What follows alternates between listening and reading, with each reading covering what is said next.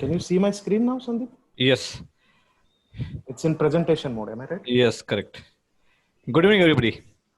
Today we have another presentation from Nagesh. It is again on the market response, export and marketing after COVID-19. So welcome Nagesh, and I request Mr. Avinash Joshi sir to kindly introduce Mr. Nagesh. Thank you, Sandeep.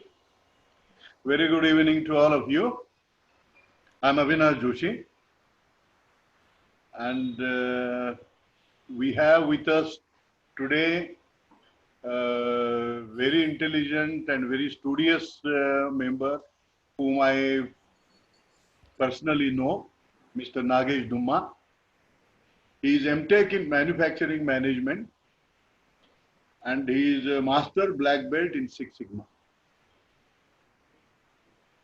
Currently, he works with Scheppenberg Industry GmbH, Germany. He has worked with companies like DMAC Cranes, Schwingstetter, then Vulcan, then Sigma Electrical, and of course, he has worked with me in KFILS.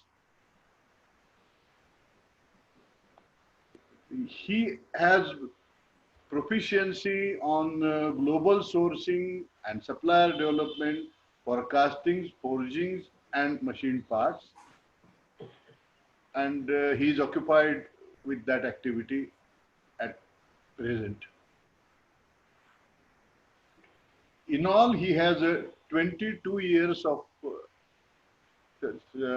solid experience. And I welcome Nagesh Dumma and request him to take over, please. Yeah, thank you. Thank you, sir. Good evening to everyone. Okay, so today's our topic was basically regarding the COVID-19 and what are the situations of the foundries around the globe typically.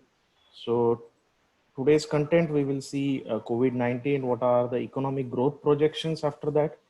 We will take a quick look on what is the situation of metal casting industry in China, Turkey, European Union. We will see challenges what we are having in Indian foundry industries. Then we will see what typically we can do as an Indian foundry industry to face these challenges. Then we will have a summary of the discussion, and then we will go for open question and answer. Okay, so before starting the session, I would like to quickly tell you this is Johari window. We used to represent it whenever we were submitting the audit reports. Usually it is having a four quadrant, like what is known to yourself, what is known to others, what is known to you, what is not known to others. So these are the quadrants. And usually we can talk about what is known to you, and either it may be known to others or not. Why I would like to tell you is whatever views I am going to publish here or whatever I am going to speak here, those are based on my individual experiences. There are, when we say foundry, the foundry industry is very vast. There are many types of metal casting units. There are various types of businesses and supply chains around the globe. So each and every area, when I say China foundry, I, to be honest, will not be able to cover all the areas of the Chinese foundries. Even if I say Indian foundries, it's very hard for somebody who knows the detailed industry in depth, like he's a subject matter expert of the overall foundry. No, he may be knowing a piece of foundry. So whatever I will be talking here will be majorly in these two quadrants. So please understand these views are based on my experience and my know-how and my dealing with my suppliers in the region. It may reflect the complete situation or it may not reflect the complete situation. So first of all, let's take a quick and short overview on what is the global economic outlook or economic forecast after COVID. Definitely everyone will predict that this year there will be a slowdown in world GDP.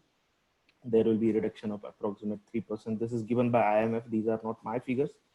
And next year they are projecting the growth double than what will be declining this year. Already the half of the year is gone. So here you can see the various reasons, and we are more interested in emerging and developing Asia. Now, which are the countries in these regions? These regions, we have India and China and ASEAN 5. So what they are projecting is this year, it will be still a positive growth. So numbers of IMF are changing. These were from April 2020. I have just highlighted here what are the projections for each countries. And you can see for India and China, they were projecting 1.9% growth for India this year. They are still projecting that. And next year they are projecting for 7.4%. But you know, IMF, they keep on revising the figures based on the input data which they have. Now we will take a short overview on the sectors. What will happen to the sectors? I am intentionally not touching the automobile industry because you are well known of that industry. Industrial equipments, definitely the sales will decline. Construction and building equipment, it will decline. Automation and controls, it will see as a growth. And growth will be at par to the GDP global growth. Impact on supply chain will be improved in automation and control systems.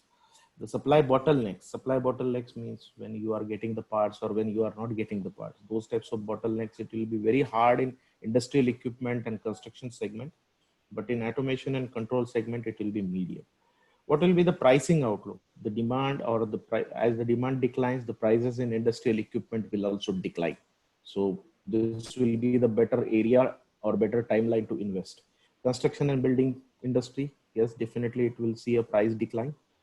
Automation and control, somehow it will see a stable pricing or pricing strategies during this year.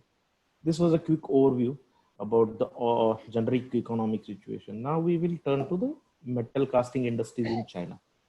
So as you can see, this is a Chinese map, and I have mapped the areas where majority foundry consolidation is happening, or there are major foundry segments. Like in India, we say, okay, Kolhapur is a region, Rajkot is a region, Coimbatore is a region. The same way, these are the province or the states of China where the foundry industries are mainly located. And when we see foundry, it's not only iron, it's basically iron, steel, non-ferrous, and all the production technologies. Number of foundries in China are not known to anyone. Same with India. It was estimated that there were more than 30,000 casting units in 2012. It declined to 26,000 in 2017. They have very clear plan to decline the number of foundries. They would like that the number of foundries in China should get reduced.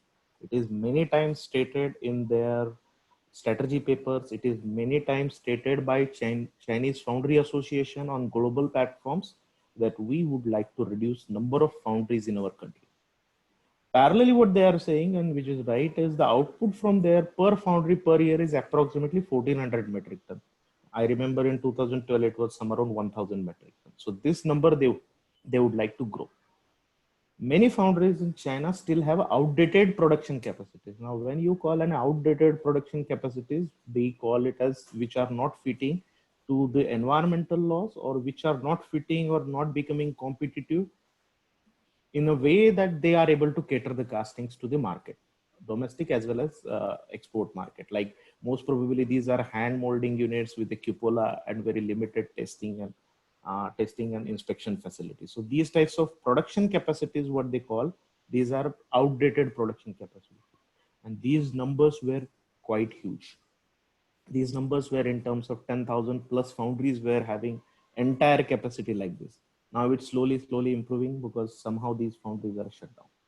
The distribution in Chinese casting production, if we take, is roughly 45% is they are making cast iron, 25% is gray iron, 15% steel, and 15% ferrous. So this is a quick generic overview about the Chinese foundries. Now, what happened during COVID? This chart I would like to see you quickly.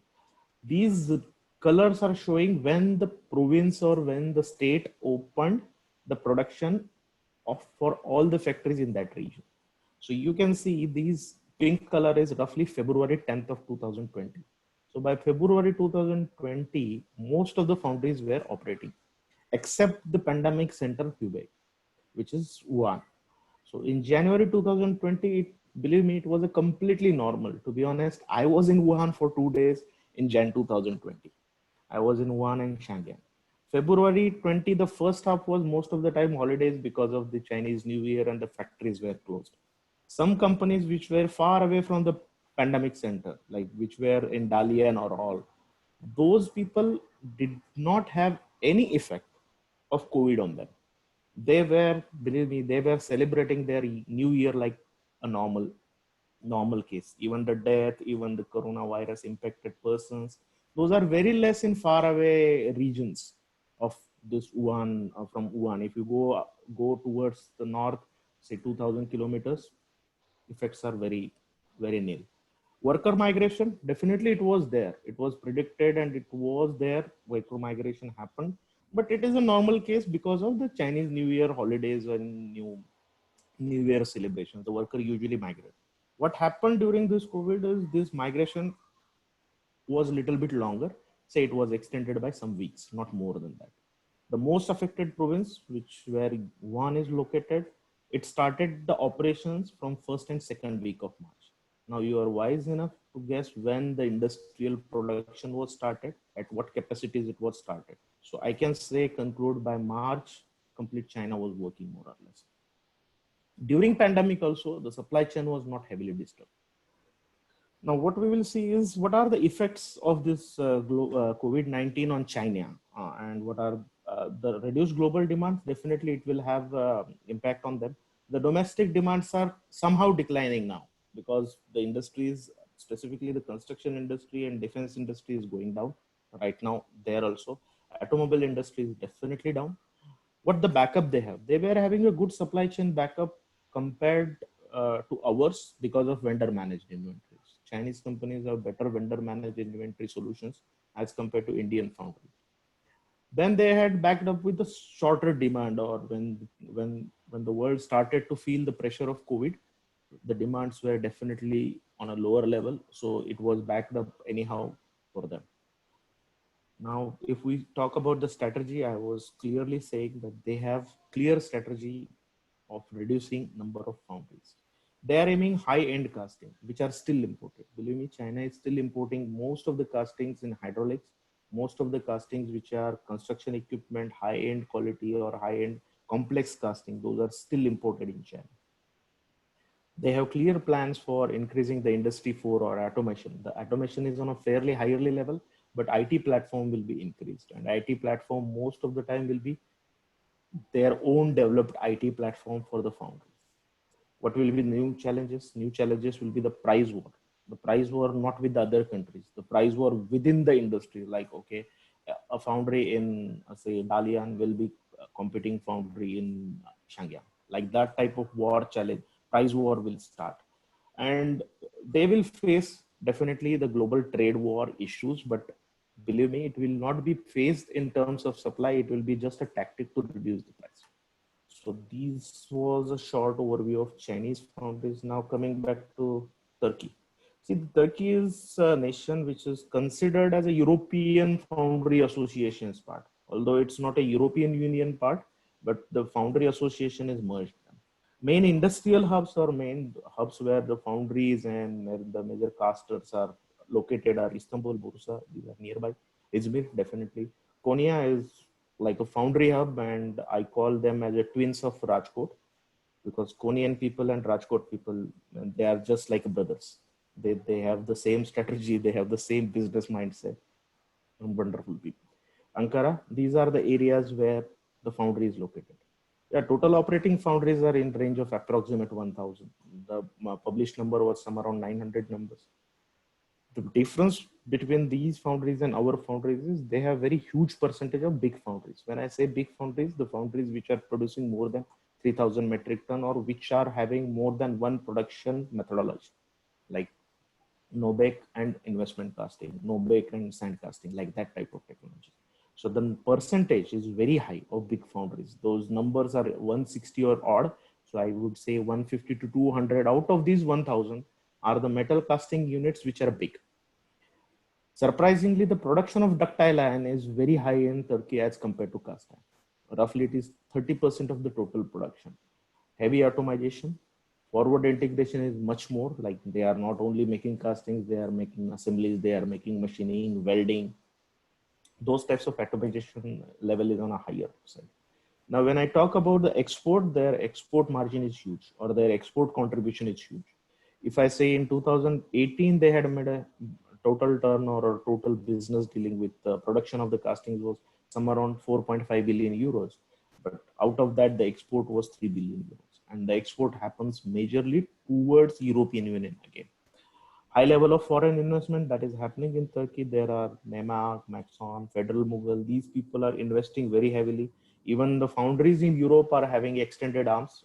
Right now, they withdrawed it, but this is very common in Turkish market that foreign investments are coming directly towards the foundry sector, not in machining or not in sub-assembly area, but mainly in foundry sector. So this is a short overview of Turkish market. Now, what happened to them during COVID? Believe me, all my suppliers were running the operations. There was no closure. Even though there was a lockdown, the lockdown was only just for 3-4 days because of something happened locally. One or two guys found, then they sealed the complete factory or something. Restrictions were made that intercity transport, like, okay, you cannot travel from Ankara to Izmir or Izmir to Istanbul. Some types of that local restrictions they have made. They call it as a controlled or partial lockdown. Even Ramazan holidays, when they were having Ramzan festival, those were normal 1 week odd holidays were there. Some foundries even they took 1 or 2 days holidays only. Worker migrations has been seen in same cities. Some cities definitely there was a migration of the people, but immediately government took the action and they doubled their compulsory work scheme. They have a compulsory work scheme like our Manarega systems or something like they have there, and they made it for next 4 months, so that the assurance of the work was given to the people, and it was seen that within 2 weeks all the migration was reversed. Like the people who were migrated towards the Asian side of Turkey, they came back. Government controlled many things. To be honest, when government saw, okay, these prices are fluctuating very heavily, or it is controlled by gray market players, they controlled it. Bank support they have announced, but typically Asian behavior, it's not very transparent to the industry. So when I say metal casting in Turkey, what is the outlook? Definitely they are facing the same effects like reduced global demands, reduced domestic demands. The backup is their low lead time. This is what they are benefiting a lot, and we cannot match. If they want to export to Europe, the road takes 5 days and sea takes 10 days.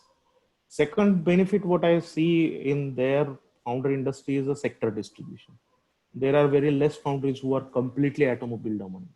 Most of the foundries, they distribute their customer segments like machine building, construction, energy, train, defense, those types of sectors they are in.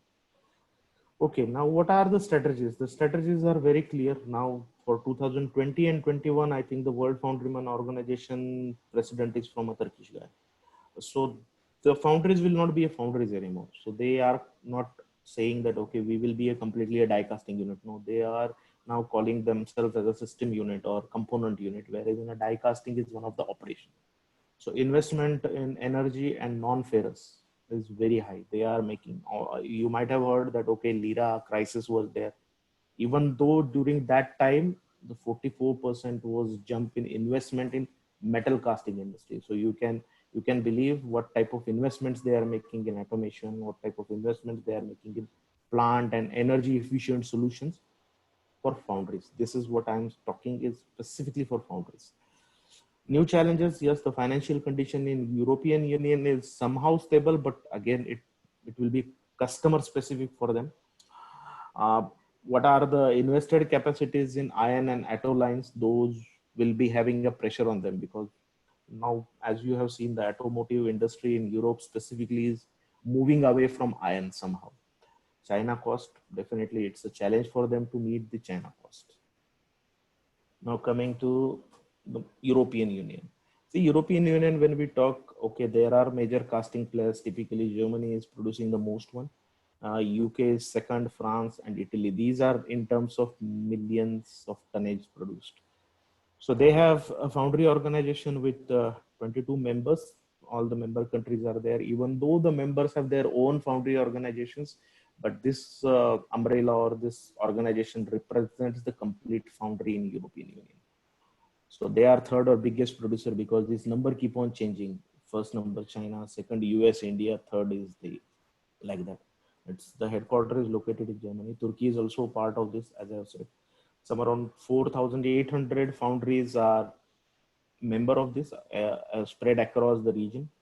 Steel, iron, and non-ferrous. The best figures they have across the globe for the production per man per year, per man output like that. They are like iron foundry in Germany. Typically, it produces 100 metric ton per month per man, and a steel foundry produces roughly 25 metric ton, and or on an average the foundry size is 150%. So you can multiply and imagine what per plant production could be. It's a very high level. High. So what they are doing over the period or over the years, these European Union foundries are maintaining their technological leadership when it comes to the new technology, when it comes to the new machine, when it comes to the new grades. They are the frontliners for sure, and the frontliners will get benefit. Industries coming from cost worker challenge are mainly because they will feel the cost pressure from China, India, and Turkey when it compared to the local European foundries. And worker Turkey is a challenges. part of their group, no? Yeah, Turkey is the part of their group. So worker challenge, when I say it's not a migration of the worker, it's basically the age and availability of the youth in European Union itself. That is declining day by day, and somehow they are facing this challenge. The benefit is their casting users are worldwide. So they are exporting castings worldwide. As I said in my previous slide, China is still importing high-end hydraulics, high-end construction equipment casting. Even India, we are importing a lot of castings from Germany, which are in the sector of construction equipment and hydraulics. Now, what happened during pandemic was most of the companies, it took break for some weeks, not completely, and it was haphazard. Like it was not a fixed pattern. Like okay, everyone is closed. It was not like that. The closure was mainly based on their orders or mainly based on their demand situation, not based on the pandemic itself or not based on the COVID itself.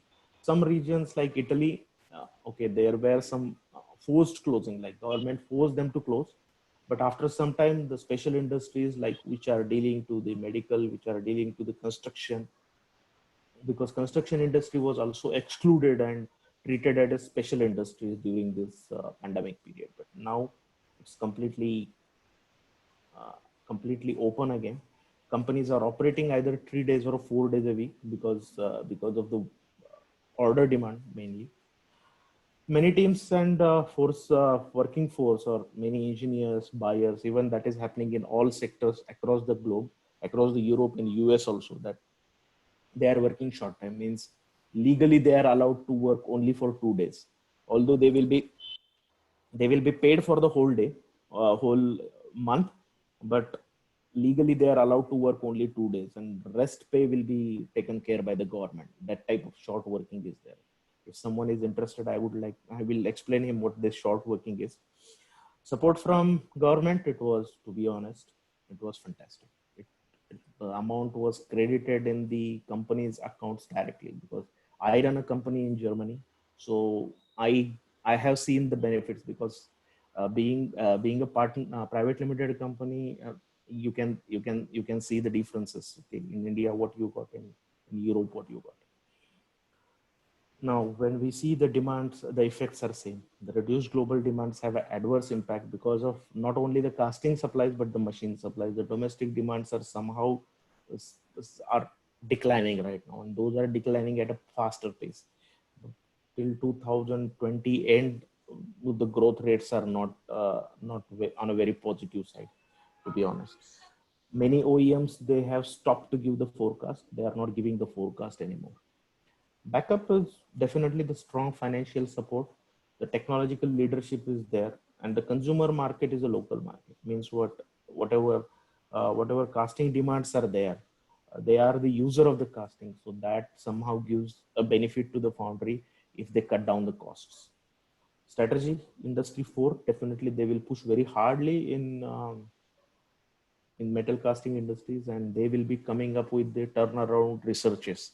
Either it will be a manufacturing, either it will be material related, either it will be technology related, either it will be assembly related, something like this. They are working on uh, technologies which will change the entire definition of how the casting is produced. Challenges will be the allocation of the growth. Like, okay, only few of the European Union members are growth oriented. Like if I say there are so many states, but the earning state, like same like in India, there are various states, but the earning or the states which are business driven are less. The same challenges in European Union. Cost pressure they will definitely have, because the end customer do not care whether the castings come from Europe or it comes from Turkey or it comes from India or China or some other part of the world. Global reduced demands, definitely that will be a challenge to cope up with them. Manpower, as I already said, it's not a manpower because of COVID, it's a manpower because of their fertility rates and their basic availability of the manpower. One more challenge is there, that most of the foundries are now taking financials very seriously. We have seen in recent months, big foundries are filing for insolvency or bankruptcy processes. Unterhausen, they have filed up for the bankruptcy. So this will remain a challenge for European Union. Okay, our Indian foundry industries, you know better than me the challenges, the order flows. Export is completely stopped nearly 2 weeks. Domestic demands are not coming up uh, very heavily. In total, it's a weak order flow. Financial system, yes, we have a pressure pumping money in the basic sector. Still, it's not clearly visible. We have got a roadmap, but the end businesses like small and medium businesses still struggle to get that benefit which was declared or which was announced.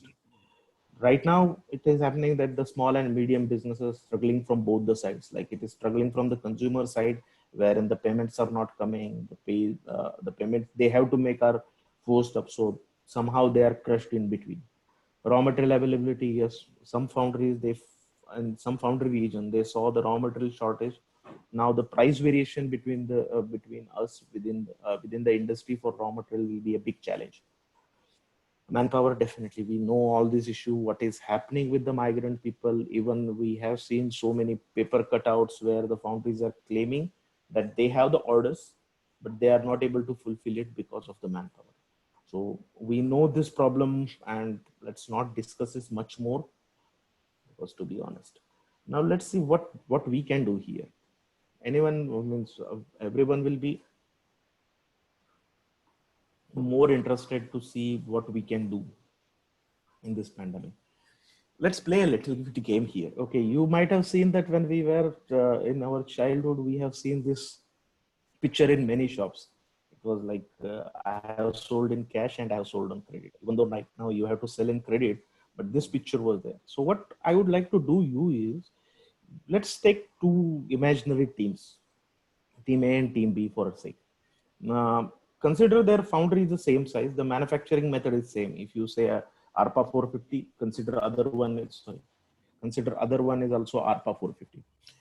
Casting types are more or less same, like cast iron, ductile iron, investment casting, whatever you would like to take. The skill levels of the people are same. Now let's see what happens. We all know improvement concept of SMED, that is single minute exchange of dies and molds. So what team has done, they have implemented this SMED concept for molding machines, like quick pattern changing, quick core box changing, quick machining fixtures or quick machining setups, and quick short blasting hanger changing. And team B or team foundry B has not implemented this in any area. So COVID is bringing you the challenge that there is a less working time. Earlier you were working in 3 shifts. Now, okay, you are allowed to, due to shortage of manpower or even shortage of order, you are allowed to work for only 1 shift. And usually what happened is, right now during these types of days, you get a shorter production batches. Earlier the customer was demanding you 5,000 numbers from one part. Now he is demanding, okay, 1,000 numbers only. So the production batches get shorter. Think of yourself, who will get benefit of this? Who will get the benefit of quick changeover? Who will get the better efficiency? This team or this team? Who will be able to induce new manpower very easily? If you are having a molder or a person in a molding team who is not knowing how to change the pattern on say R power high pressure molding line, or he is not able to change the core box on cold box core shooter. If you have implemented this SMD very rightly, who will be able to work and gain the experience very quickly? Definitely this team.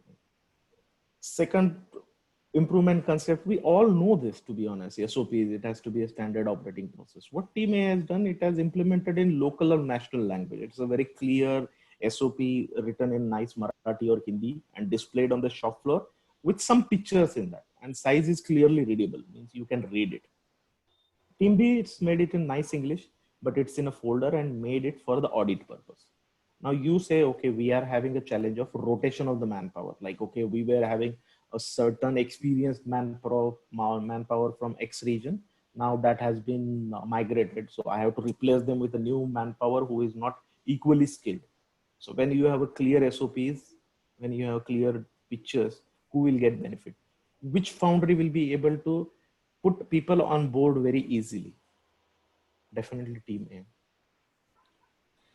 Now, we have always highlighted this issue that there should be a product-wise recipe, as in chemical industries or pharmaceutical industries, even in rubber industries, even in steel making, they have defined chemistry for every product. So what Foundry A has done, or Team A has done, they have prepared a detailed char mix, chemistry, pouring data, like what should be the pouring temperature, what should be the inoculation percentage, or in terms of tapping temperature, these types of process parameters, they have clearly highlighted. They have given the practical tolerances. Practical tolerances means what? The temperature should not be between 1300 to 1500. Okay, if you give these tolerances, you know that no event will be out of tolerance. These are the recipes or the process specifications are easily available on the shop floor, means those are very easily available in the melting area, molding area, or pouring area. The language is very easy. Maybe they have used a local language. What Team B has done is a charge mix is basically an ISO document because it's needed as per the standard or certification of ISO or TS. The chemical limits, pouring temperature are in general work instruction. Like, okay, that pouring temperature has to be from 1350 to 1450. That's it.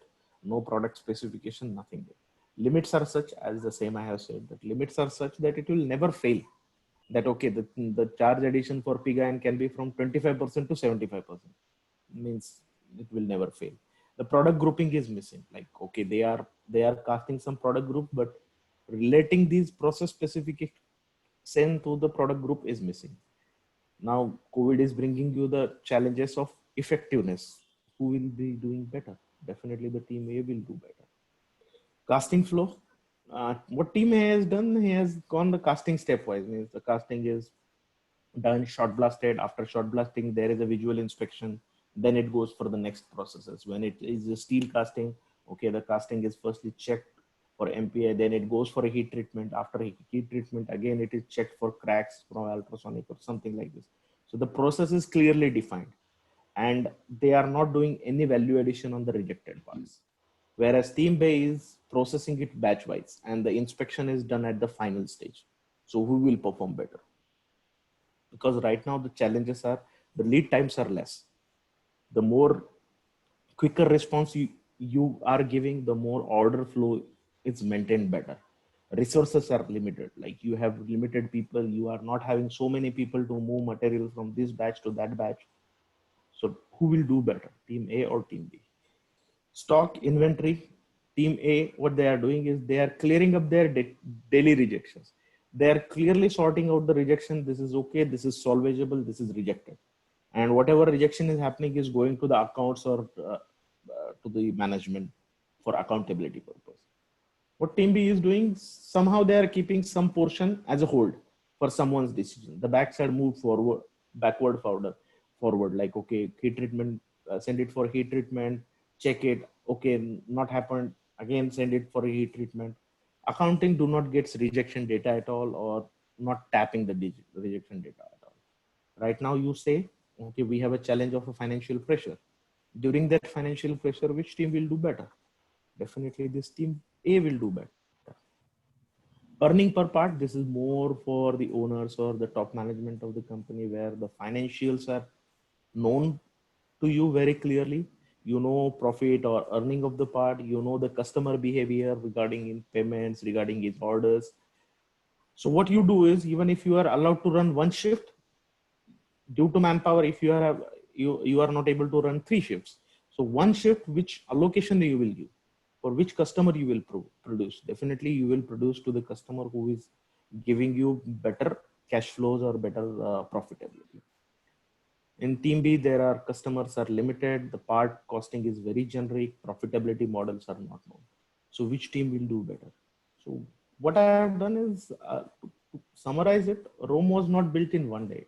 So whenever there is a pandemic, whenever there are challenges in front of industry, oh my workers are going out, oh I do not have orders, oh my rejections are huge, those things will not be improved within one day. What we say is, Bhagavad Gita is giving you the basic guideline of the living a better life. I still believe that basic ISO manual, if you take it very seriously, if you implement it properly, it gives you a lot of insight.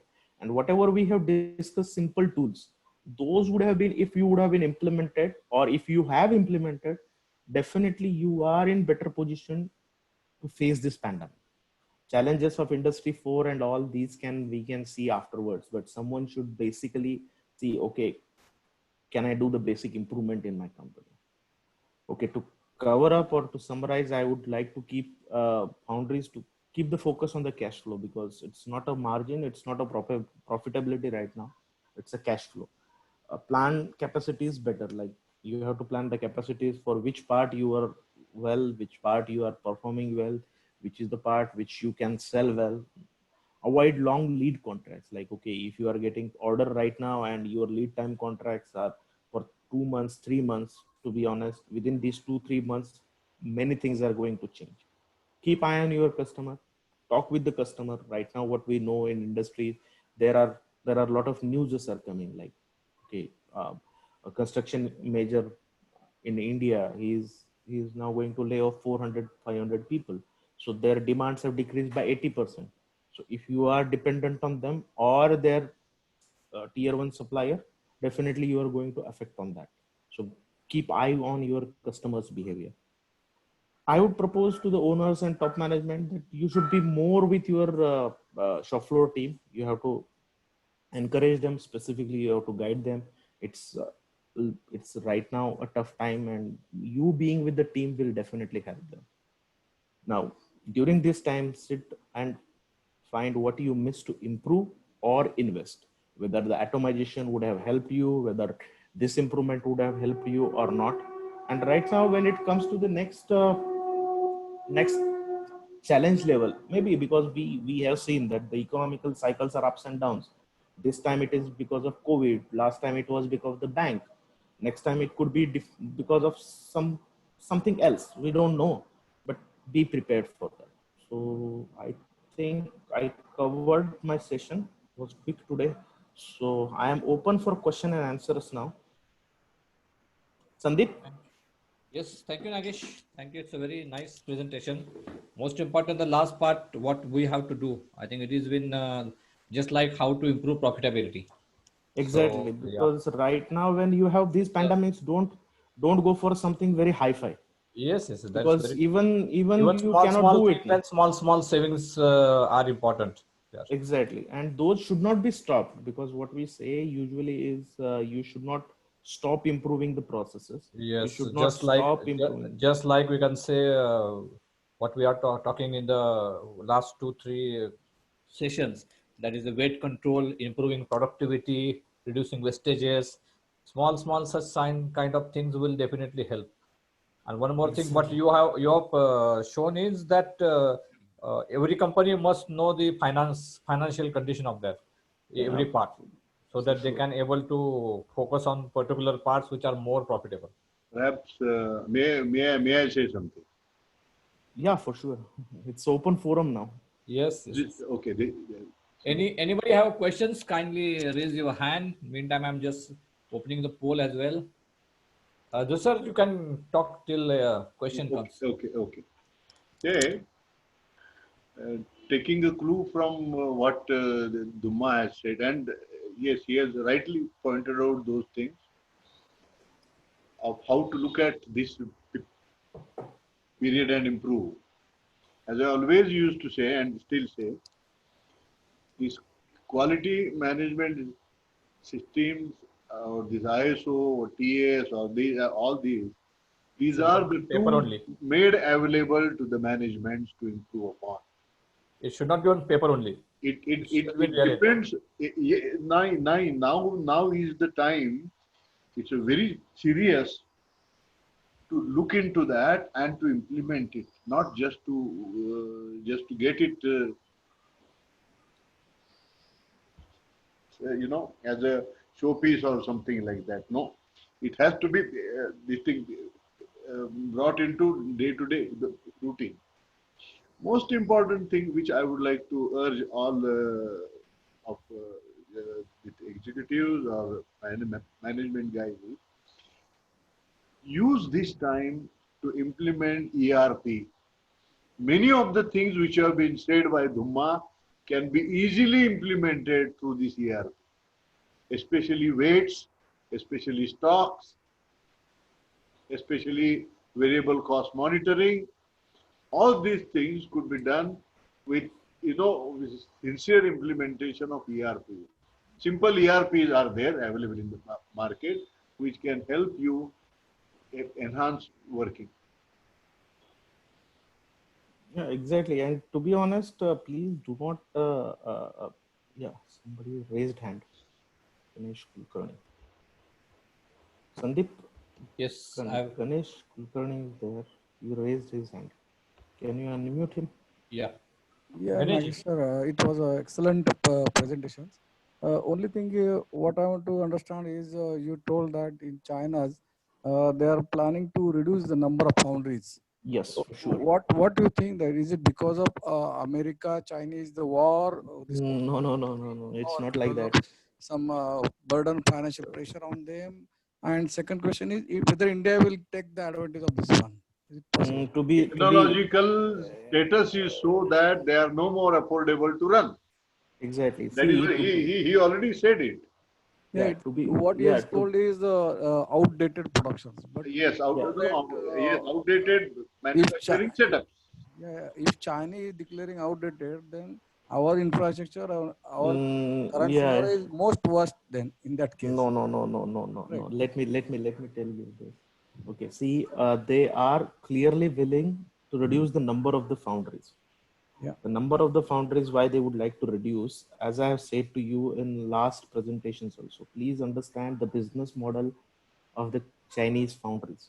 When you say foundries, those are different in India, different structure as in India. They are most probably they are not allowed, or they are not dealing directly with the customer. First of all, now why they would like to reduce the number of foundries? Basically, it is a strategic step that they would like to reduce the foundries which are producing very small and which are somehow disturbing the brand China. Okay, if you see the Okay. policy paper, let me tell you, don't take this my statement in a wrong way. Till 2025 they would like to impose on the world, not only casting but other factors, as made in China brand. So they are very crazy about made in China brand now. Now just I would like to take you some around 90 100 years odd. If we go back, made in Germany, was a brand stamp to identify the bad quality product. It was imposed by UK on them that you should push made in Germany on every product, stating that it is made in Germany, because they were believing, UK people were believing that the products made in Germany or made in Germany brand is somehow inferior quality. What is happening with the made in China brand now? It's the same story. Okay. So please do not underestimate them. Why they are closing the foundries? It's not because of reducing their percentage. Secondly, if you take worldwide scenario, worldwide iron casting demands are going down. Day by day, year on year, the iron casting demands are going down. Either it is replaced by non-ferrous or steel. Because somehow people are now engineering, people are now able to handle steel castings very better way. So non-ferrous industry in any country is increasing very heavily, and specifically in China it is increasing by 20-30% year on year basis. In India it is also increasing by more than 10% year on year basis. Europe is seeing increase in non-ferrous industries only. Iron castings are declining. So that is also second reason. Now, to answer your next question, so I think this reducing the number of foundries, you got that. Now, to answer your second question, to be honest, end buyer, end customer do not care whether the casting is coming from China, whether it is coming from India, whether it is coming from Turkey. What he is interested is his supply chain are stable, his quality level are stable, and he is getting attractive price. Yeah. Unless and until there is some imposed demand from the government, and it is very hard for government to impose open demands. Like, okay, I will tell you, European Union, if you take, let's take, I know more on German economy. So if I say Germany, they are never imposing ban on anything. They never say no to anything. Even Pakistani foundries are exporting a lot to Germany. So if they say, okay, I would like to stop Chinese product, they will never do this foolishness because most of their machines are used by Chinese. About so if we are living about one Yeah, and a so half if we- years back, I had an opportunity to visit China and stay there near Baoding for around 1 month. I had been there two yeah, so this times is with the a gap answer. of 1 week or maybe 1.5 weeks gap. And in a radius of 500 kilometers within Beijing, of Beijing, they had closed all the foundries. All the foundries were shut. And Sandeep, Joshi sir, just a minute. I think there are so many participants which are raising their hands. So let's Okay, let answer them. questions very, very quickly. Sorry to interrupt you, but No, if it's okay. Mr. Girish would like to have some more discussion, he can call both of us. But I think, Mr. Girish, I have answered your basic questions. Yeah, absolutely correct. Thanks a lot. Thanks. Okay. Sandeep, there were raised hands from two more Yes, participants. already. Yes, Mr. Galaxy Unmuted. J7. Hello. Yeah. Hello, Sandeep ji. Yeah, hello. Yes, hello. Yeah, Yes. Sir Varadaraj here. Yes. Good evening, sir. Yeah, very good evening, sir. Sir, I am from Motokas, Kerala. So it's a very excellent Good evening, presentation. Nagesh ji, I have my question is, now, hope you can hear me. Yes. Go ahead. Yeah, I Yeah. can hear you loud and clear, sir.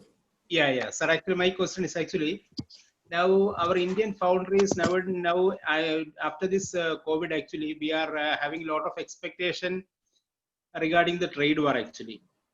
That means actually now even though Trump is saying so many things about the Chinese imports and all, whether it will happen, sir, actually, because US also they are business groups.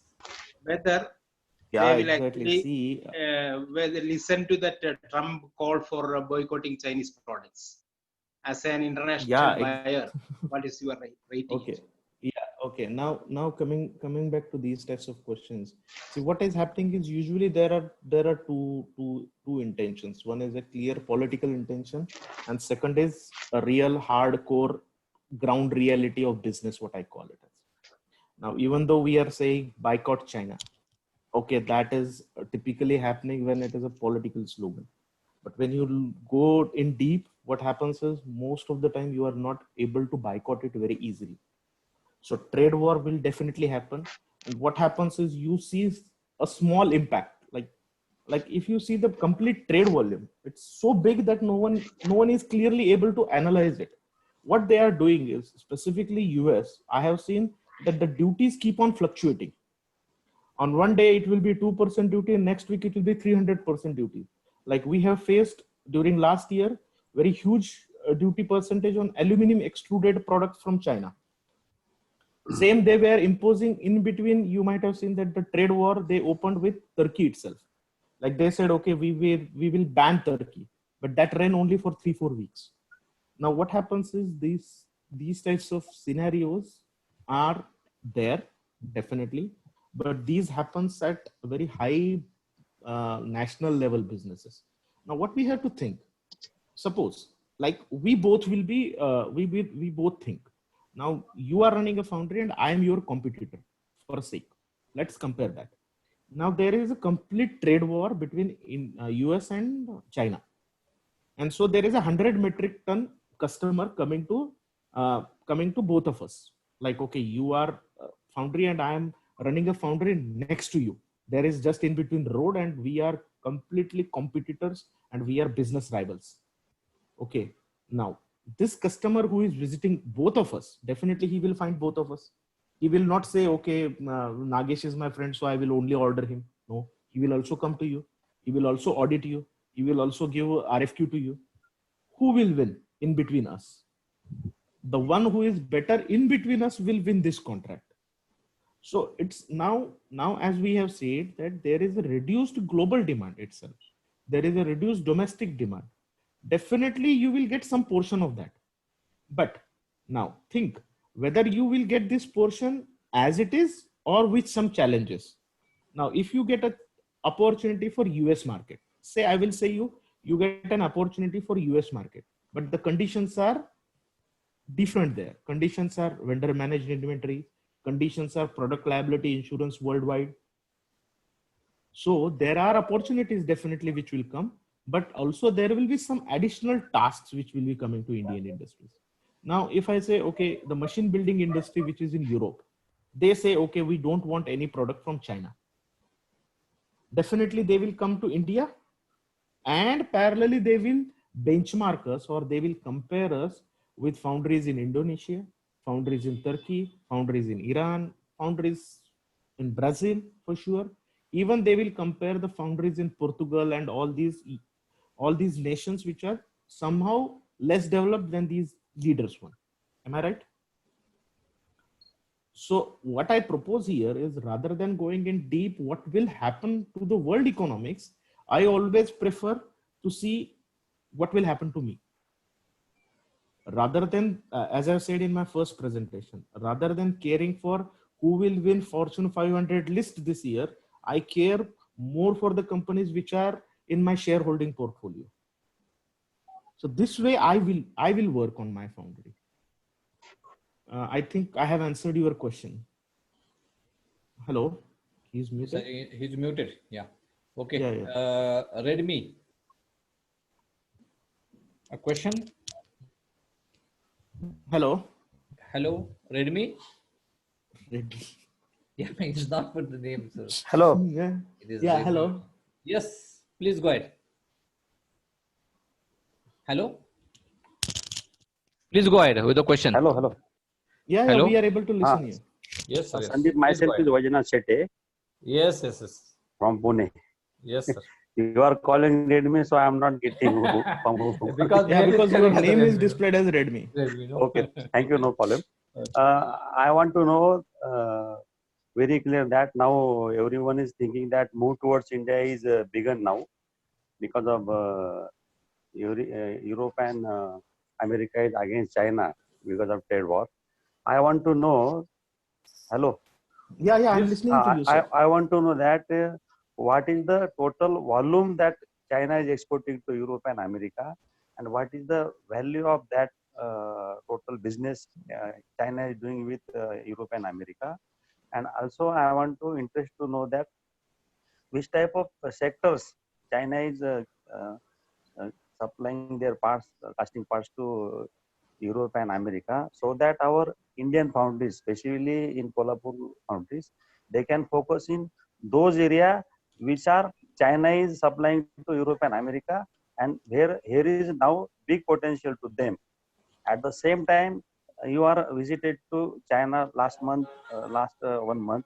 Can you guide these Kolhapur-based foundries so that they can pass their audits and all things? Do you have any standardization data for them so that from RFQ to passing, they should not get any type of troubleshooting?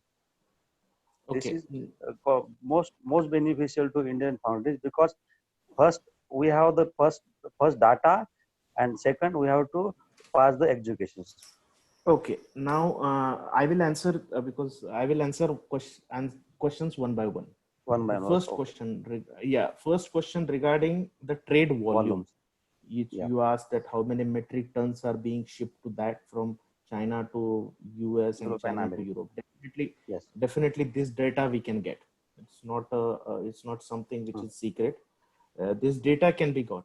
And second question, that data I can share with you because right now I don't have that handy. But somehow I know that more than 40-50% of the Chinese production is being exported from the iron and steel. Non-ferrous, they are not that much exporting directly as a casted goods, but they are exporting this as a assembled products. Okay, so that tracking is somehow a bit difficult, but anyhow, I will tell you, your more interest will be in iron and steel basically. Now to answer your second question, yes, the opportunities are definitely there. The sectors which are there, which are completely untapped or which are not focused, are machine building industries. Those are not at all focused from our area. I know Kolhapur belt little bit, not so heavy, but hydraulics is somehow what they are supplying to just 2-3 known names like Eaton and Parker. Third industry is earth moving or construction equipment industry. When I am saying construction equipment industry, it is not just only swing stator or not just JCB. Okay. Yeah. These are not the only two industries. These are very less shareholder of the construction equipment industries. So these types of industries, there is demand. These types of industries are having some challenges. So that is the industry. That was the answer to your second question. And now the third question. As you says 40 to 50% China is exporting to Europe and America. Of their own production. Can you have some idea about the value of that total business? To be honest, not. Okay. Thank you. Yeah, and to answer your third question, yes, consulting is our job, and definitely I am doing that day in day out.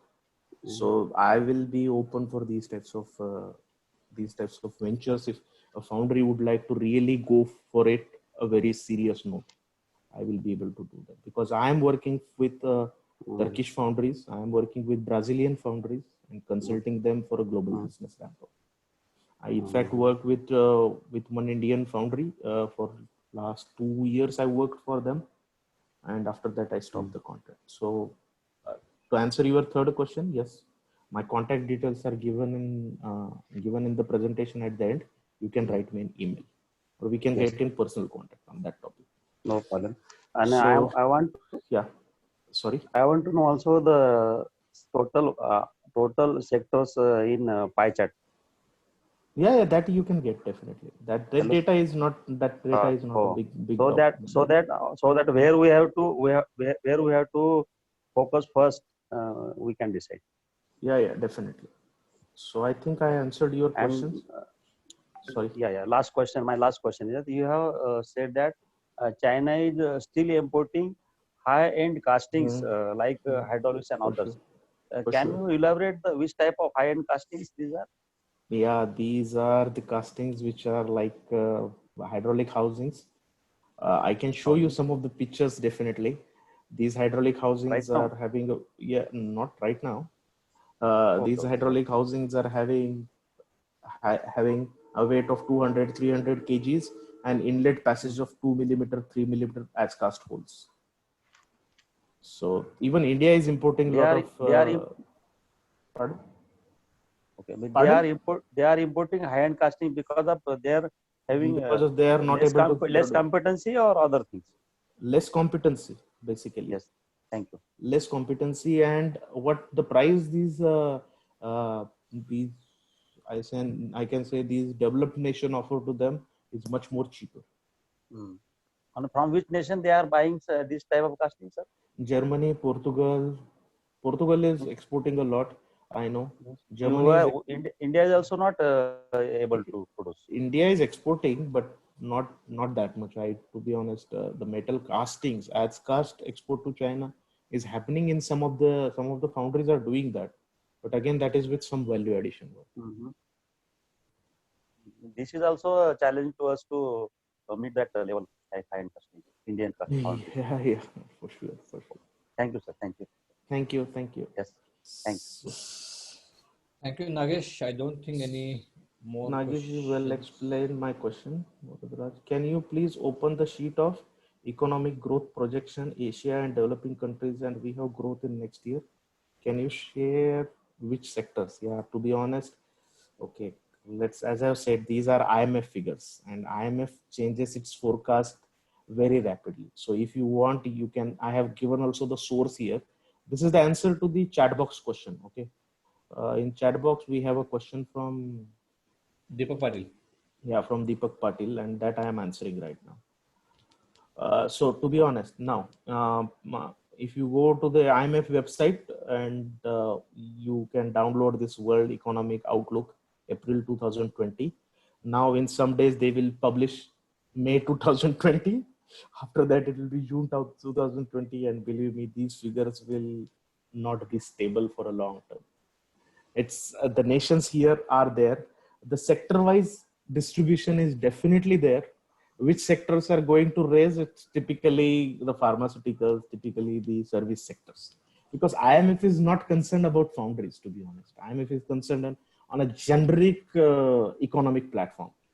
So if you want to go inside of the foundries, yes, you have to specifically see for those paid reports. Like there are many paid reports for foundries, which are ranging from say $150 to $3,000, wherein they are giving their insight of the industries. And if you are interested to go into details of the figures, you can buy these types of surveys or these types of statistics, I can call it. Yes, Ashutosh. Yeah, Yes. good evening. Good Good evening. evening. Yeah, it was a nice presentation. I had one question. Since you have visited many foundries in China, it might be in Europe, Turkey. I visited more in Turkey, to be honest. Okay. So, okay, compared to Turkey, where we stand as the Indian foundries, no, where in terms of no facilities or technical know-how. Okay, you want a real answer Yeah. or you want a politically correct answer? No, I want real answer because no political, it will not help anyone. Okay, real answer, we are lagging. Help us in really. Yeah, that's why I ahead. said I would not please you, Yeah. but to be honest, we are lagging behind in general. In general, if you enter in their lab and you enter in our lab, Yeah. even if it is, say, I am talking you are from which sector, like steel, iron, or non-ferrous? No, actually, I'm supplier to foundries. I'm from Amcol. Yeah. Okay. So if you enter a high pressure molding line, Yes. and if you enter a high pressure molding line in India, okay, I am not taking those 5-6 big names. Okay, Mahindra and all these are at a different level. So these are somehow outlier in Indian foundry industries. Yeah. These are more systematic, and I will take them as an outlier, because you cannot replicate them or you cannot put them as a generic industries. Okay, what happens is if you enter a medium scale foundries producing say 500 metric ton in India, because the medium scale foundry in Turkey would be producing in between 1,500 to 2,000 metric ton of production. The per foundry production is on a higher level. So when I compare the facilities, see what is happening. I will not blame Indian foundries. I will not blame them. The affinity towards Europe of Turkey is very high. See, they are able to get very easily the technology. Like even you talk about the raw material, the alloys, they are easily able to get what is produced in Germany, because first of all, they are having free trade agreements that they are beneficial. Like if I am supposed to import a powder, or if I am supposed to import a flux, or even a nodulizer, a special nodulizer to produce this special grade of SSF, if I would like to import, I will be ending up paying very heavily, because not because of the product price, but because of the import taxation. So when I compare them in all the aspects, they are on a better side, but because of their location.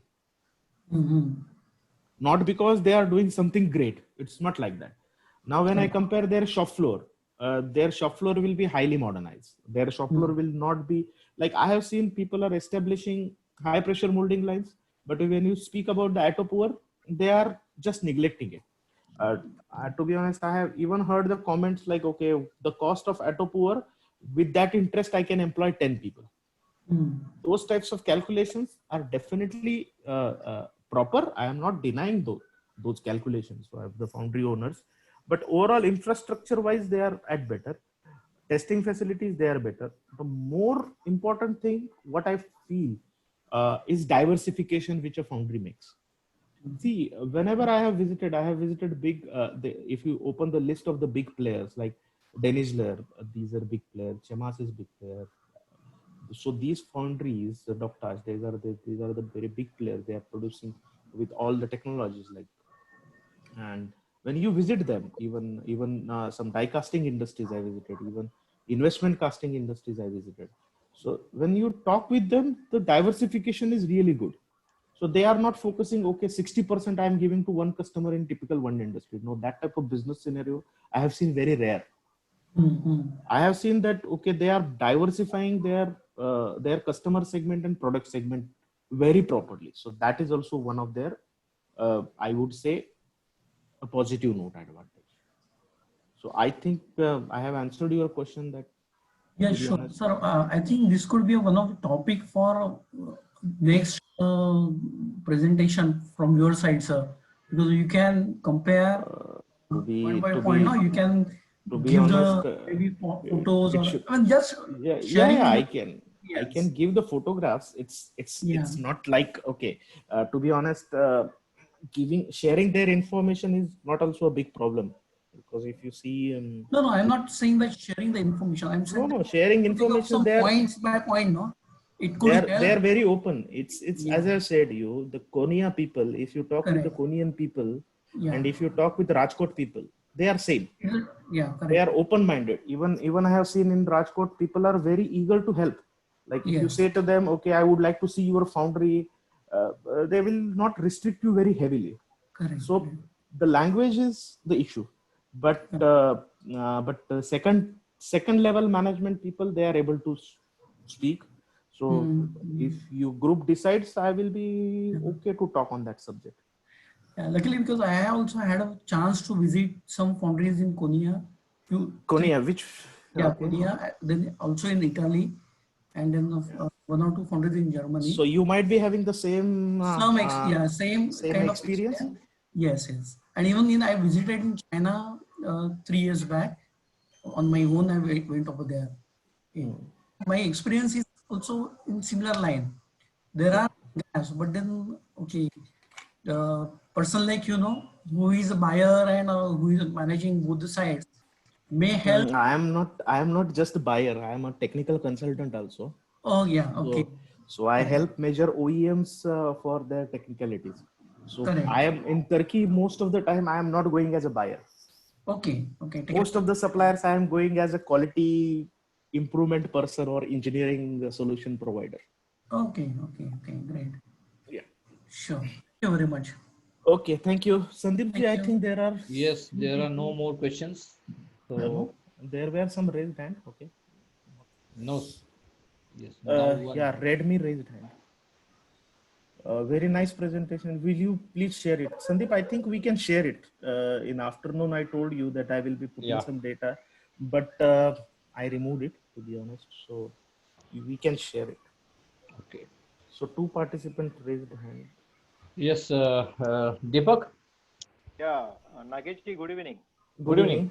Yeah, further to this, the upgradation of technical, what I wanted to ask you the question. Now the castings are now going to the next stage, that is the ADI grade. That is the Ostenfeld ductile iron casting. So overall in the global, how this chances of the changing the grade from ductile iron to Ostenfeld ductile iron? Okay, now the trend is ADI is definitely there, but there is an intermediate thing, because ADI you need a heat treatment. Okay, right. Somehow you have a heat treatment added on. So if you see the new standard of ductile iron, there are 3 grades added. Those are called solid solution strengthened ferritic iron grade. These are giving like 600 by 10. So 600 is the strength and 10% is the elongation. These Yeah, are 95% ferritic structured grade. These are produced without any heat treatment.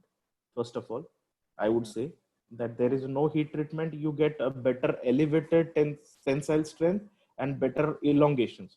So these grades are becoming now new common grade. I will tell you very openly that now if I see 10 engineering drawings, yeah, which are made in which are made by a designer who is 40-50 years old. Not I am not taking 50 plus, because 40 years designer is considered young in Europe. Okay, they do not okay, consider him as old. So if I see a drawing made by a young engineer, if I see 10 drawings, out of that I can say you 8 drawings are mentioning SSF grade. So these grade will be pushed more rather than ADI. ADI is definitely there. ADI will not lose its market, but these intermediate grades will gain more market. Already they are there. yeah, It happens. It happened with me. We were asking a German foundry for a quote, and we asked him, okay, we would like you to quote for 600 by 10 and 600 by 3. He quoted for 600 by 10 less price than 600 by 3. He said 600 by 10, 500 by 14. These are my regular grades. oh, Now my foundry is converted to these regular grade. And if I have to produce the old grade, I have to invest more. Hence, I will be costing more. You know, now if you are a designer, and if I offer you an option of 500 by 7 and 500 by 14, which you will choose? Definitely you will choose 500 by 14.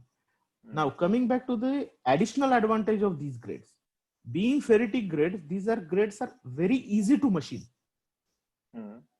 So what is happening is when they are easy to machine, industries like hydraulics are completely employing these types of blocks. Now even we at Shring, when we are using the blocks from mid casted blocks, we are using 500 by 14 as a basic grade for hydraulic blocks, because it's definitely giving better properties, and secondly it is giving better machinability. Hence we are getting more in machining. So, and surprisingly we are paying less price. Yeah, this is what it is. yeah. So I think I answered your question. Also, Redmi was. Yeah, Shetty sir. Yes, sir, Sandeep. sorry. Yeah. I want to know how many foundries are in India, and what is the per metric ton production per month per. Sir, to be honest, I don't have that data, but that data you can get from IIF site. And to be very honest, these data are, as I've said, for India and China, it's really crucial. It's really hard to get this data because the industry is not at all, I can say, organized industry. So I will not. I can give you these. You can write a simple mail to Amish or IIF chapter, and you can get these numbers. To whom I have to contact? You can. You are in You are in located in Pune. Pune. Pune. Okay, so you can contact this national trade. What is there? Arjun Arjun Wadkar. Sham Arjun Wadkar. He is also in group. So you can post these messages in the group and you can get the easily answer to this. But again, when I'm saying it's when you say when you say okay, the production is say 15 million metric ton. Okay, that's the figure. That's just the figure. Okay, I will take concern of Sandeep from Sandeep. Okay. Yeah, definitely. Sure. Thank you, sir. Thank you. Thank you. Yes, thank you, Nagesh. I think there are no more questions. So thank you very much. So we can put this on YouTube. Yeah, you can. Okay. So whoever want to get this presentation, please visit YouTube channel so that you will get the whole presentation again. And Nagesh, thank you very much for your time. And thank you, Sandeep. Yes, thank you. Thank you everyone. Thank you everyone, and have a nice evening. Good night.